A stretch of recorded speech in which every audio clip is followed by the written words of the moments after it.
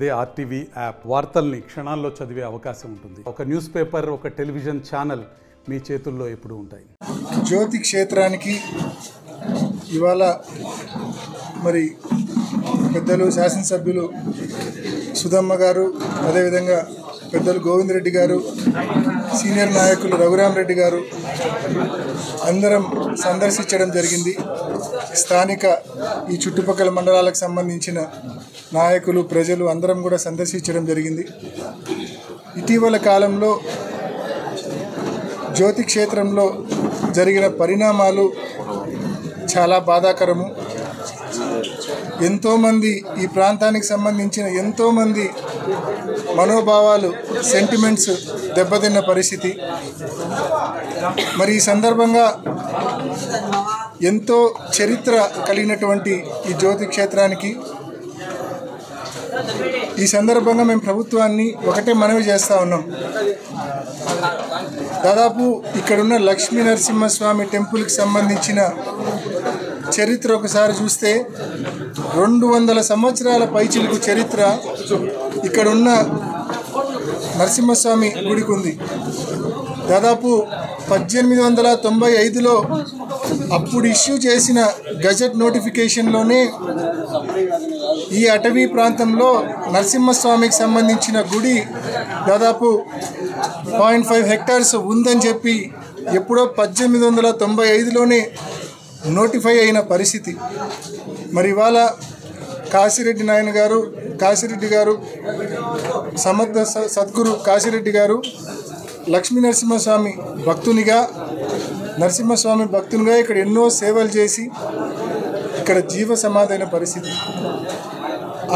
ఆయనకు సంబంధించిన ఆశ్రమం, కాశిరెడ్డి నాయన ఆశ్రమం మరి నిర్మాణం ఇప్పటికి కూడా ఇంకా పూర్తిగానే పరిస్థితి.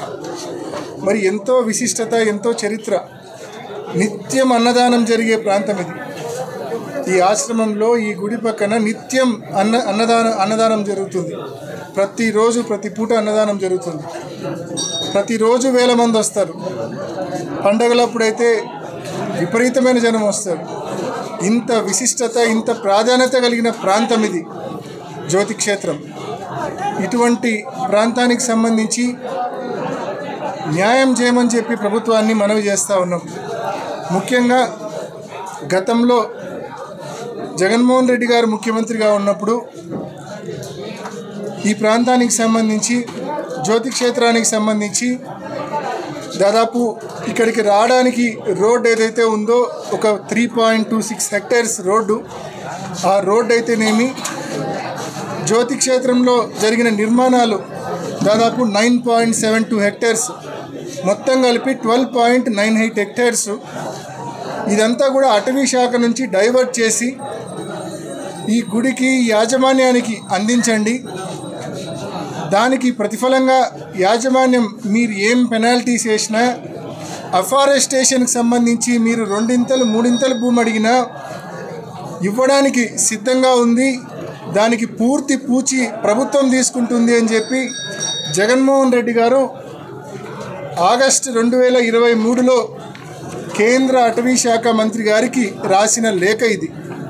ఎంతో స్పష్టంగా 12.98 హెక్టార్స్ భూమిని అటవీ శాఖ నుంచి మరి ఈ యాజమాన్యానికి, జ్యోతి క్షేత్రానికి సంబంధించి కాశిరెడ్డి నాయన ఆశ్రమానికి సంబంధించిన యాజమాన్యానికి అందించమని చెప్పి అప్పటి ముఖ్యమంత్రి జగన్మోహన్ రెడ్డి గారు స్పష్టంగా కేంద్ర ప్రభుత్వానికి రాసిన లేఖ ఇది. ఈ లేఖ రాసిన తర్వాత మళ్ళా పెద్దలు గోవింద్ రెడ్డి గారు, అనేక మంది కాశిరెడ్డి నాయన ఆశ్రమానికి సంబంధించిన పెద్దలు ఢిల్లీకి కూడా రావడం జరిగింది.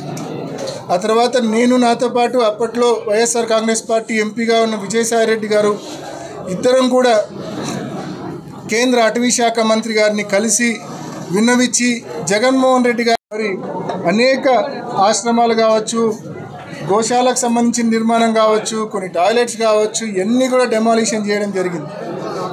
మరి ఇవన్నీ కూడా ప్రభుత్వంలో ఉన్న పెద్దలు మాకు సంబంధం లేదు, మాకు తెలియక జరిగాయని చెప్పి చెప్తా ఉన్నారు.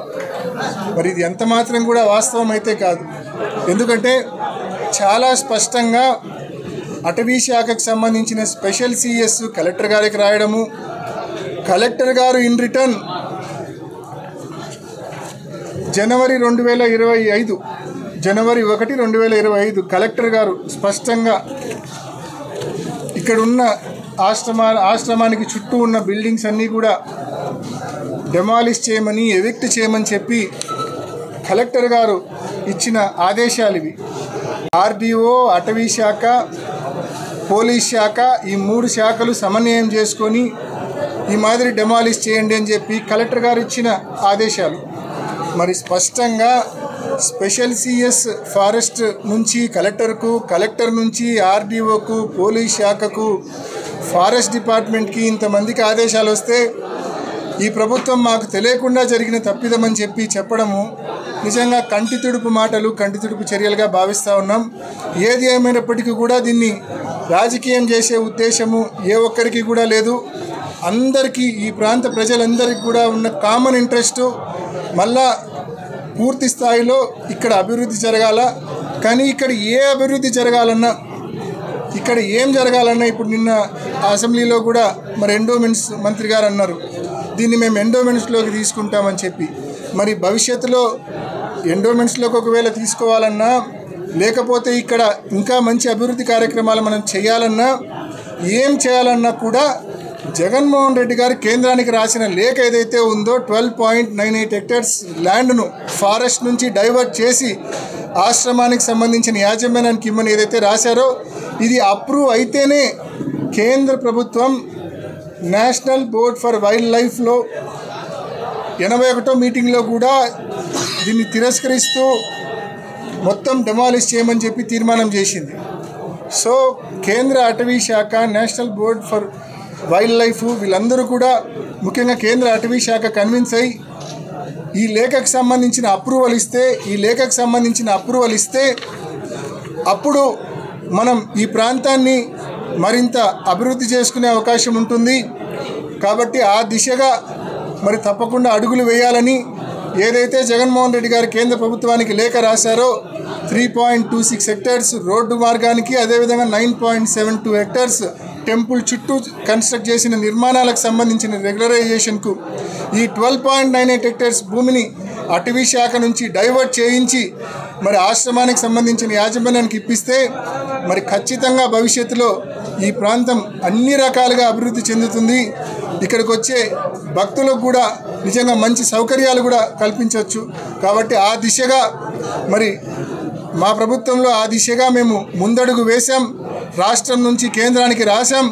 మరి ఖచ్చితంగా ఇప్పుడున్న రాష్ట్రంలో, కేంద్రంలో అధికారం పంచుకుంటా ఉన్న ఈ కూటమి ప్రభుత్వం తప్పకుండా మరి దీన్ని అప్రూవ్ చేయించి మా ప్రాంతానికి సంబంధించిన ఈ జ్యోతి క్షేత్రానికి, ఈ క్షేత్రానికి వస్తున్న అపారమైన భక్తులకు తప్పకుండా న్యాయం చేయాలని చెప్పి మనవి చేసుకుంటా ఉన్నాం.